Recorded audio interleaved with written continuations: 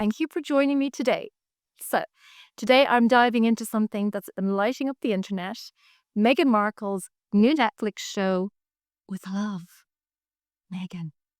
And just let me just say, it's giving complete trad wife vibes. Think pristine suburbia, perfect flower arrangements, decorated cupcakes. But for me, underneath the surface, it's giving a whole load of really unsettling vibes. And I'll explain why. Okay, so I'm going to unpack Meghan's latest venture. And trust me, it's a lot. From Stepford Wife aesthetics to pure stunts disguised as empathy in Los Angeles.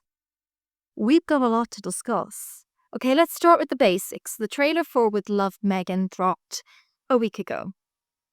It's an 8-part lifestyle series where Meghan teaches us little people, how to cook, craft, and in her own words, elevate the ordinary. Essentially, it's Meghan rebranding herself as the new Martha Stewart, but with Montecito vibes and, of course, a sprinkle of royal nostalgia. The trailer, if you've seen it, is a lot.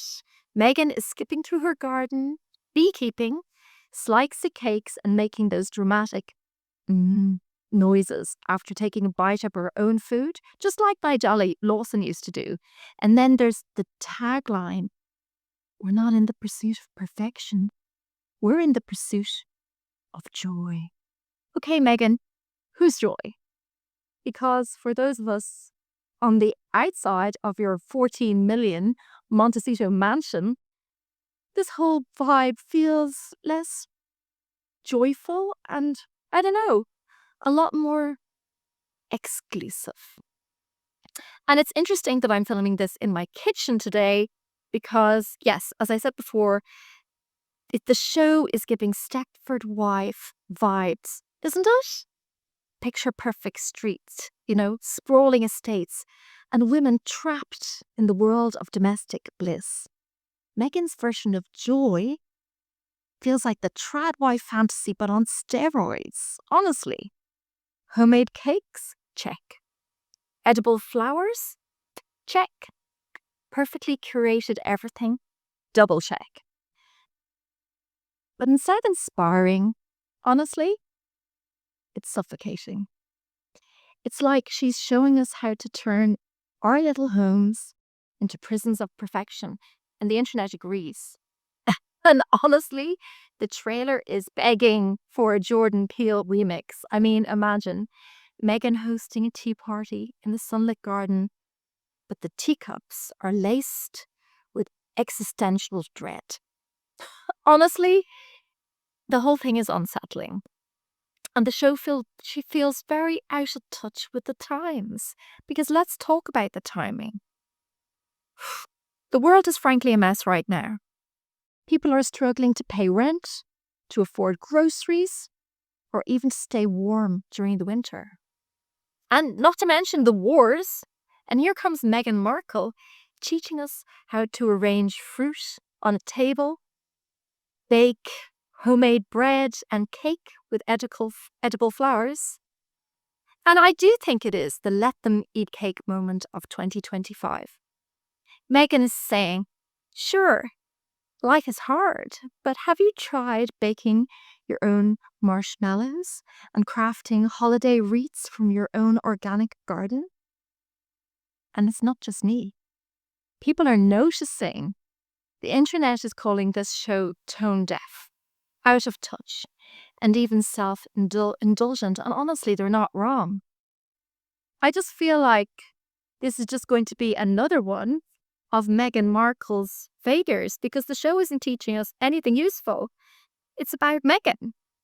Every frame screams, look at me, look at my perfect life.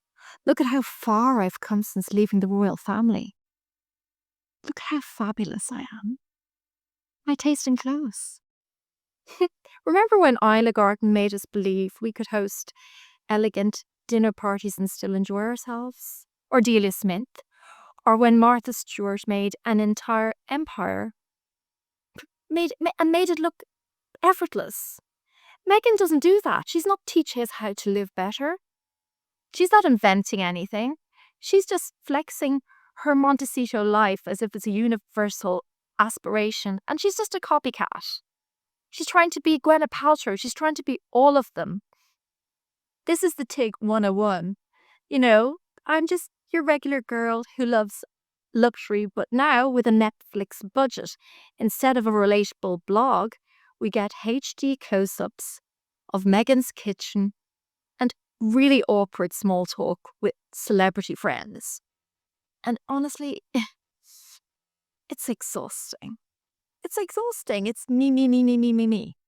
And yes, we don't see much of Harry or these children they're supposed to have. So let's go to the recent appearance of Harry and Meghan in helping people during the wildfires in Los Angeles.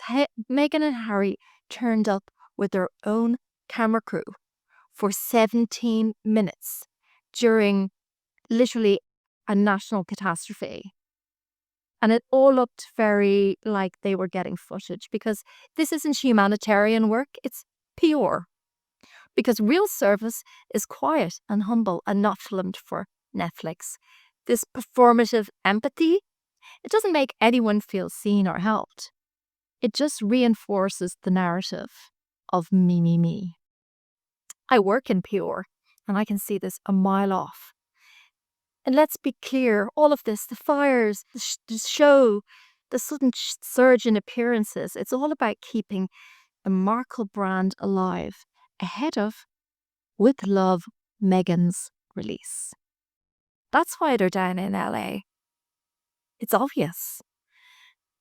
And I don't think this kind of format works when the host feels inauthentic. It only works when they genuinely connect with their audience.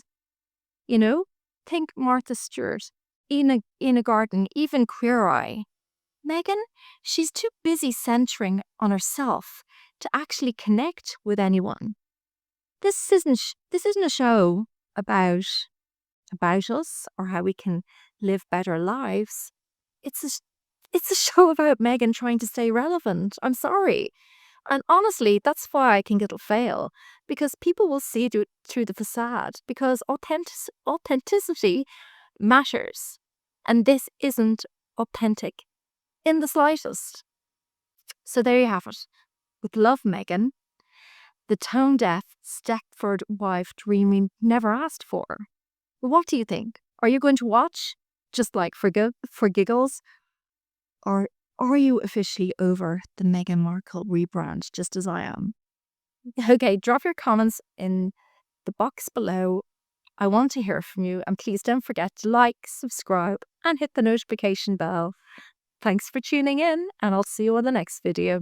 Bye, guys. Thank you for joining me today. So, today I'm diving into something that's been lighting up the internet, Meghan Markle's new Netflix show, With Love, Meghan. And let me just say, it's giving